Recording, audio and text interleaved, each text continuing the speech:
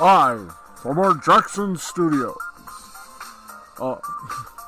Live from the Midtown Jackson studio and live from well into Deep 13. This is Last Call Cafe on Spreaker with the animalistic Jay the Brain Man, the animalistic Matthew the Wizard Nichols, and the Pause for Consideration, Steve the Baxman Baxley. I'm Franklin Pangborn, your announcer, with Morgul as a friendly drone. Let's go to the cafe and find out what's going on and join the guys on a whole crowd. It's Last Call Cafe on Spreaker.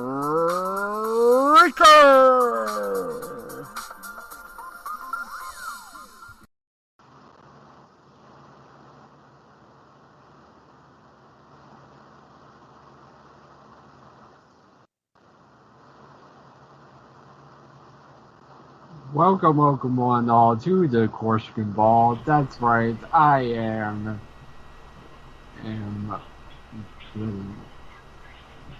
Wizard, and apparently I see the Batman Baxley is missing. Wait, is he even? He's not in the call. Great, must have blacked out.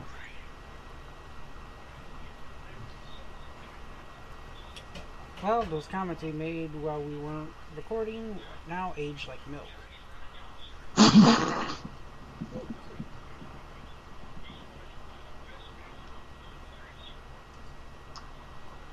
Anyway, since the lag hours, whatever the hell happened, well, I might as well try to do this. Okay. I am the gamer's best friend. Look, the one who knows gaming better than anyone, the gamer's best friend. Wait, I already said that. I am the wizard, Matthew Nichols. And one of my other co-hosts, he is the undisputed intergender wrestling undefeated wrestling champion, who is Betty White's favorite chew toy, Jay the Brain Man. Hello.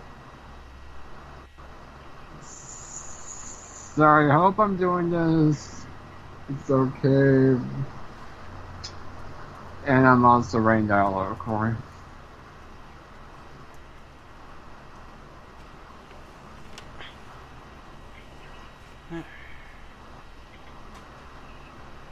Let me try and add Steve back to the call.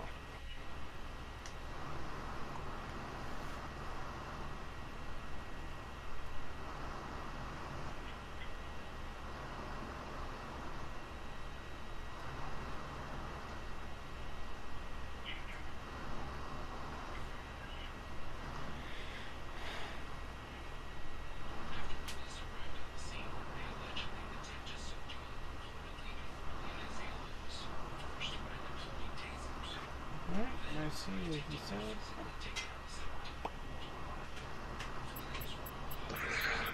Sorry about that. I had a little line problem. Phone line.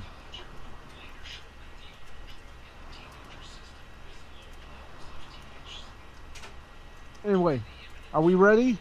Or are we on? I'm on. We're We're on. We've been on. Okay. Welcome one and all to the Corsican Ball. That's right. It's another weird edition, and I accentuate that word weird, of Last Call Cafe here on Spreaker from iHeartMedia. That's right, folks. Steve the Baxman Baxley here. We're late because our phone line is a little askew, so I'm going to have the line checked sometime this week. Anyway, I'm Steve. Let me introduce the rest of the trio. Ladies and gentlemen, he is the gamer's best friend, and all the gamers enjoy him. Ladies and gentlemen, the man, the myth, the legend, the spaghetti sauce of champions, I give you the wizard, Matthew Nichols. So, and I kind of already did a sort of intro when you were in the room. Thanks. So am I. Okay, so the rest of the intro is, well, you already know, so since we've covered the intro, let's get on with the rest of this little fun fest. Mr. Pangborn, if you will, please. Okay, thank you very much. It's time now for Gamer News. And with that, it's always sponsored by Pluto.tv. Here he is, the wizard, Matthew Nichols. Thanks, Painborn. Alright, this week on Gamer News, well, currently the beta for the up-and-coming game by Turok Studios, the creators of Left 4 Dead, Back 4 Blood, is currently going on. If you pre-ordered the game, or if you managed to get one from one of the Twitch drops, which is what I was able to do after watching one of the streamers stream for an hour, I managed to get beta access to Back 4 Blood. And so far, it's very fun. It's like a modern day Left 4 Dead with some new mechanics and stuff. And I'm hoping once it comes out, we'll get plenty of awesome, wacky mods, just like how we did for Left 4 Dead 2, because if any of you ever played the classic Left 4 Dead 2 or Left 4 Dead 1, you would know that the modding community goes crazy with the mods. Like, there's a lot of interesting, fun mods for Left 4 Dead. And hopefully Back 4 Blood will have the same treatment when it comes out. It might take a while, but I'm pretty sure the modding community can figure it out. And that's pretty much it for gamer news.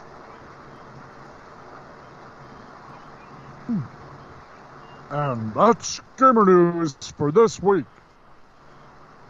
Join us next week for more action, excitement, and suspense with Gamer News, brought to you by Pluto TV. Tune in, turn on, turn over.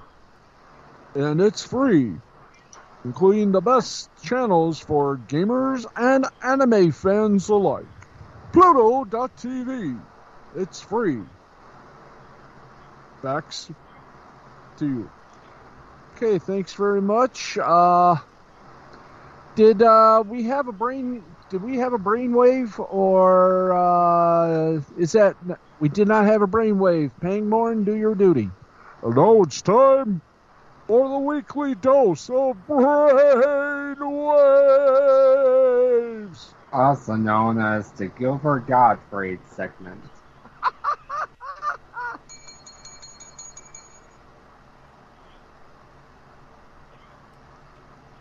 Y'all ready for it? Yeah. We're ready for it, baby. We're ready for it. Hold on. Y'all ready for it, I said? We all ready for it, baby. Aye, aye, brain. Alright. Yeah, Steve, this is Gilbert Gottfried saying you couldn't even wipe my ass, let alone do a half-decent imitation of me. Okay? And there you go. Ah, yes. Things we love to have with us, folks. Christmas in July and Gilbert Gottfried all the time. That's right, folks. By the way, Gilbert's best friend in the free world, the Friday night dish of USA Up All Night, Rhonda Shear, she has a internet show. I do believe it is on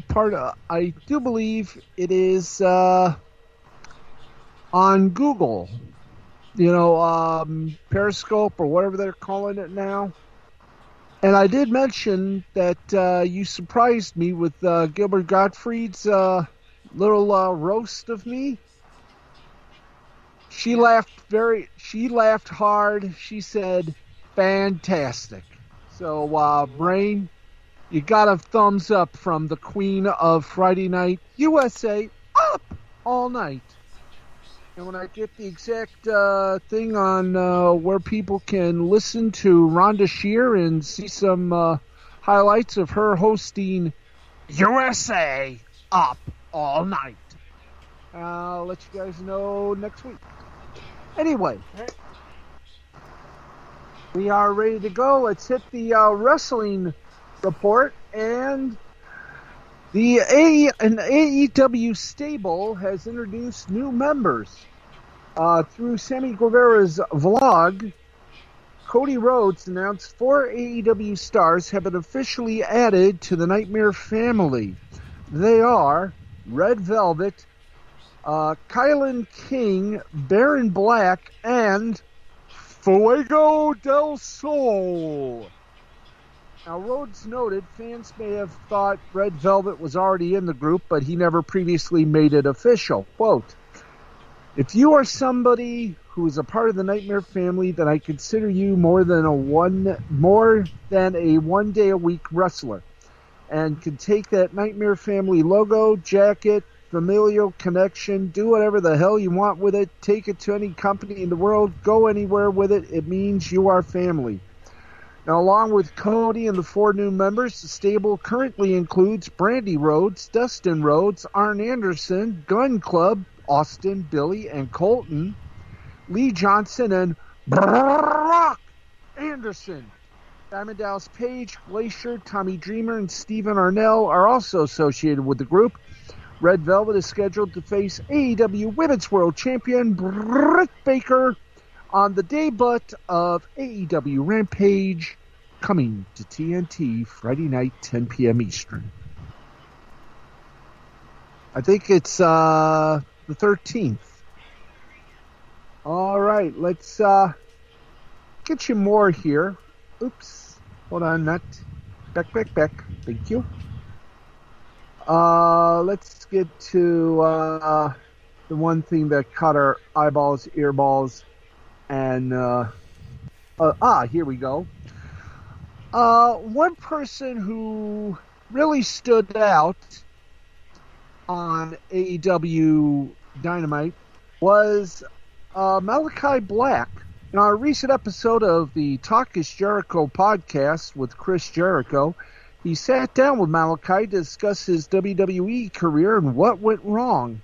In NXT, Black was known for his unique and iconic entrance. He revealed who was meant to use the lift and the board at first. Quote, "I got a text from Hunter, Triple H, one morning. He said, 'What do you think of this?' And he shows me this big lift that goes up. I was like, so I lay on it and it comes up. He's like, 'Yeah, it was going to be for The Undertaker, but Taker was too heavy for it. What do you think of it?' I'm like, 'I'll take it.'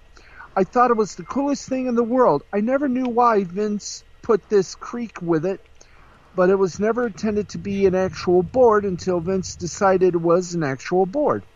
It was just meant for me to just basically rise out of the mist That's why the whole thing was black, and in certain shots you couldn't really see that the board was elevating me. It was more of a visual trick. I was materializing almost through the smoke. I thought it was different. I thought it was cool, and I thought it added such a cool layer to the entrance. I thought I added a cool layer to the Aleister Black character. Here's where it gets a bit, well, I'm going to just say it, interesting. When Paul Heyman took over as executive director of Raw, Black was one of the many talents that benefited and thus suffered when Heyman was let go from the role. Black discussed what it was like to work with Heyman and revealed how long he had full control of Raw for. Quote, "Since one day me and Paul meshed. I love that man. I have so much love for that man. He's always been really good to me. He's been blunt with me, which I appreciate. I appreciate people being blunt with me.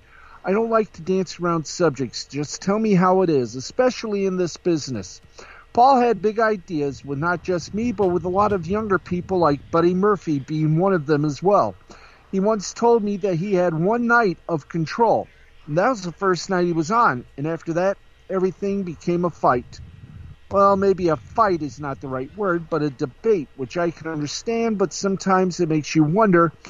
And I let that go of what could be because we were fighting tooth and nail to get me out of the room because the room needed to progress because it was the same thing week in, week out. The promos, in my opinion, became more and more vague. That ran for a little bit, but as it was supposed to transition to something else, it didn't. We wanted to get into one point that completely switch it up because that's what you do. Now, under Heyman, Black and Murphy were talents that saw big pushes.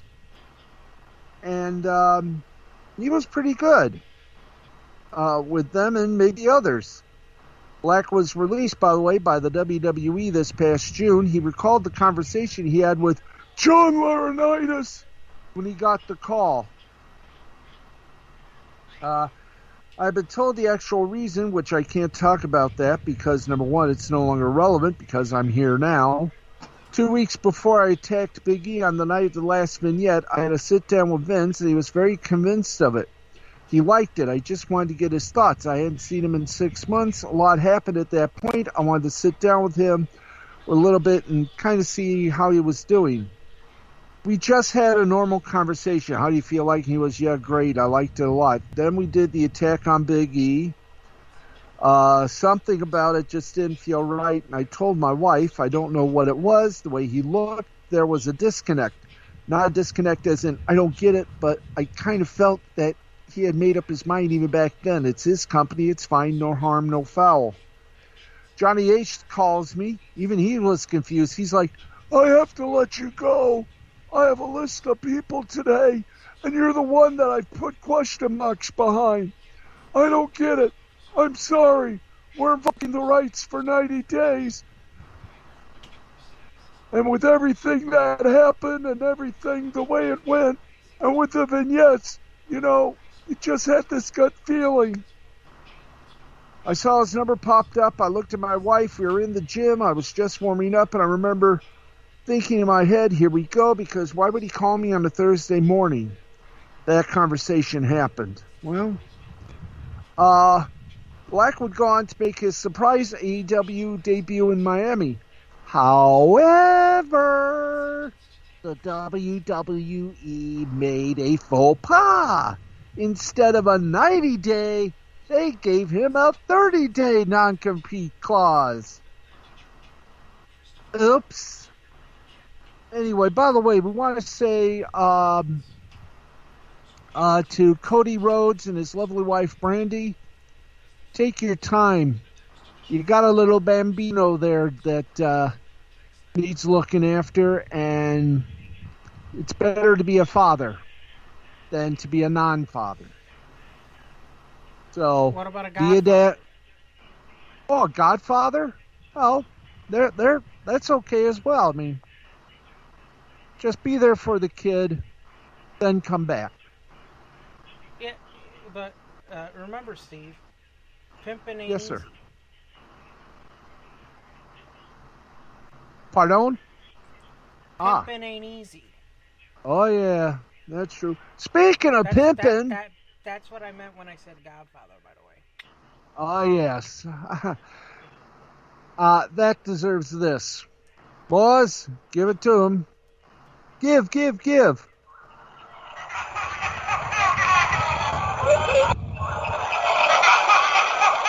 A little laughter in this program. By the way, we had a little controversy. Gee whiz. As you know, the WWE continues to think they're the almighty. They can keep your real name. Well, last year, WWE filed a trademark for Chelsea Green, and apparently still looking to keep the name despite releasing her in April of this year. WWE had to supply additional information to the USPTO on August 5th, which included a signed letter of blessing from Green. The letter was dated November 2020 when she was still with the WWE. Green has since commented about a potential legal case on the horizon. Quote, "I never thought I'd be in a legal battle for my birth-given name. Going to discuss it on tomorrow's episode of Green WNV Pod. Green herself started the process to trademark her name in April, shortly after being released by the WWE. Since her departure, Green has worked a number of matches for Impact Wrestling. She's currently scheduled to be at NWA Empower on August 28th and did some commentary work for Ring of Honor this week. There you go. Now, let's give you a brief update on that story. See how quick wrestling news happens? That's right. This little bon mot. WWE has reportedly made contact with Chelsea Green Sunday night to inform her that they were going to release the trademark on her name, according to a report by Fightful Select. Green confirmed the news to Fightful. She also said she'll be speaking more about it on the next episode of her Green with Envy podcast. I don't think we'll need to do all that, but now everything seems to be kosher. That's right. And by the way, I think, is it this week when AEW, either this week or next week, launches a little surprise appearance. I don't know by whom, but it'll continue the fun and merriment ratings-wise that they're having. Speaking of which, one more musical item. Paul White, in an interview with the Ring Report, was asked about the recent WWE releases of Braun Strowman, Bray Wyatt, and Ric Flair. Woo! Car Shield! Well, White doesn't know what exactly WWE is thinking with these releases. Oh, really? But he does believe all three men could fit into AEW with ease. Absolutely they could fit in. There's been an influx of talent. For whatever reason, WWE has gone into a different direction. Can you say WCW? I bet you could. With what they're doing as a company, their business line is beyond me, and they do their own thing, and it works for them. They've had great success with it. The biggest difference that I can relate to anyone outside is that AEW is a wrestling company. No kidding, I thought they were a spaghetti company. But also one dedicated to the talent, Viva. It's about the fans, but also about the talent versus about anything being just about the company. We have talents who are available, and if they make their way to AEW, it'll result in an incredible amount of freedom for them to continue entertaining the fans and to grow. Anyone now who has been in this business long enough is smart enough to see where momentum is going, and you've got to agree that it's with AEW. True. It's got a great groundswell of support from fans who are really into the product. Storylines are unique. They have a different flavor and excitement. I made the transition myself because after 4 decades, I left as I could see the writing on the wall of where professional wrestling was headed. Wish we had a sound effect of a toilet flush. When asked if people could expect Wyatt, Strowman, and Flair at AEW, White responded with the old never say never phrase. Ultimately, he thinks there's an opportunity for all three in the promotion should they want it. I think Paul White, I don't know about you, Brain, or Wizard, but I think Paul White's got an outstanding point. Because with AEW, you're not only working for them, but you're free to go to the independents or, as they say, work with other promotions. Open that little door there, and it seems to be working. Unlike WWE, which has sort of said, no, you work with us, you stay with us. You're ours for life. And I think that's what's making it work a bit better. Is that they only tour one day a week, and they're free to do what they want for the fans. 3 simple words: for the fans. Okay, we're gonna just take a little momentation to say that we're going to take just a little moment out to salute Markie Post, who passed away of cancer at the age of 70. She was one of the stars of Night Court, also one of the stars of The Fall Guy and a few other shows. And she will be missed. She was definitely fantastic. Let's see. What else is there? Oh, yeah, Suicide Squad. A great hit. By the way, we got to talk, Brain, on your show. What the heck went wrong on Toonami? If we ever get to it. Oh, we will. In fact, this is a segue, folks. That's going to wrap it up for us here on the big old Last Call Cafe. Stay tuned for Jay the Brain Man Presents Wrestle Anime Hut. Coming up in just a few moments, this has been a presentation of Mystifying Creativity. No vouch this week. Oh, pardon me here. General. We don't have time for the intro. General, can you come in, please? Yes, I can. How y'all doing? Rain, how you doing? Good. Wizard, how you doing? Good. X-Man, it's great to see you. How you doing? I'm feeling a lot better now. That's good. That's good.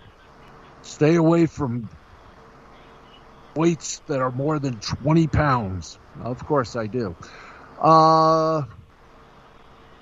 You and Jimmy doing good? Yes, sir. I'm doing fine. Brother, how you doing? I'm doing well. All right.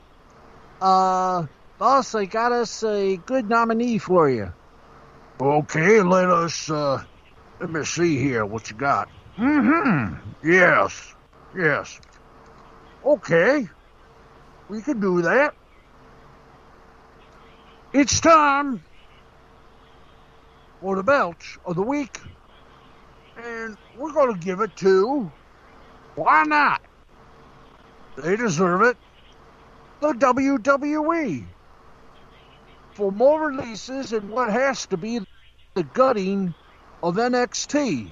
Already, most of the fans have already said that NXT has now changed their name to DOA. We gotta agree. They haven't been the same since they left Wednesday. Brother Jimmy, what did you give old Beltratron 2000? Well, since Beer Week started, we gave it some beer food. Ooh, that sounds good. Okay, I got the flamethrower here, so let's give that belch a little extra oomph. And when ready, fire!